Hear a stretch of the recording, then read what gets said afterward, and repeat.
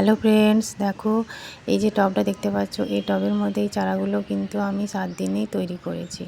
তো এগুলোকে আমি কীভাবে মাটিতে প্রতিস্থাপন বা টবে প্রতিস্থাপন করব সেটাই আমি তোমাদেরকে দেখাবো। তো চলো, এই যে টব নিয়ে নিয়েছি, টবের মধ্যে দেখো একটা যে ফুটো আছে, সেই ফুটোর মধ্যে একটা কলামকুচি বসিয়ে দিলাম। এবার মাটি দিয়ে দেব। এই কলামকুচিটা যদি না বসায় তাহলে কিন্তু ওই ফুটোটা কিন্তু মাটির সাহায্যে ভরে যাবে এবং গাছটা থেকে কিন্তু জলটা বের হবে না, তাই এই ব্যবস্থা। আর দেখো এই যে টবটা, এই টবের মধ্যে এই চারাগুলোকে আমাকে এবার তুলতে হবে।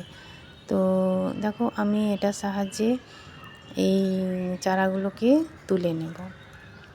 মাটিটা একটু শক্ত হয়ে গেছে, তাই একটুখানি তুলতে অসুবিধা হচ্ছে। তো আমাকে তুলে নেব এইভাবে সুন্দর করে। দেখো তুলছি। এবার দেখো এই যে ডালটা দেখতে পাচ্ছ, এই ডালে কিন্তু দেখে কিন্তু বুঝতে পারবে না যে এটার মধ্যে রুট এসে গেছে, কিন্তু জবা গাছের এই যে পাতা, এই যে পাতাগুলো দেখলেই তুমি বুঝতে পারবে যে হ্যাঁ, গাছটা কিন্তু তৈরি হয়ে গেছে।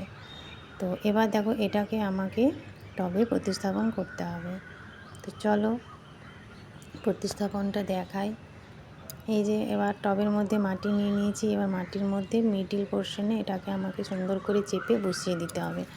তো দেখো বসিয়ে দিয়েছি। এবার সাইড থেকে মাটি দিয়ে দেবো। আর এই যে মাটিটা দেখতে পাচ্ছ, এই মাটিতে কিন্তু আমি এমনি কোনো রাসায়নিক খাবার দিইনি, শুধু ভার্মি কম্পোস্টই দিয়েছি। কারণ গাছটা যখন আরেকটুখানি বড় হবে তখন এটার মধ্যে খাবার দেব। তো দেখো ভরা হয়ে গেছে। এবার আমি জল দিয়ে দেব। তো তোমরাও কিন্তু এইভাবেই খুব সহজ পদ্ধতিতে আর খুব কম সময়ে কিন্তু জবা গাছ নিজে হাতে বানাতে পারো। তো আমিও এইভাবেই বানাই। তো আমার এই ভিডিও তোমাদের কেমন লাগছে অবশ্যই জানাবে, আর কেমন হয়েছে সেটাও জানাবে। ভালো লাগলে অবশ্যই লাইক করো, পাশে থেকো। তোমরাও কিন্তু এইভাবেই নিজে হাতে তৈরি করো, দেখবে তোমরাও সাকসেস হবে। Thank you.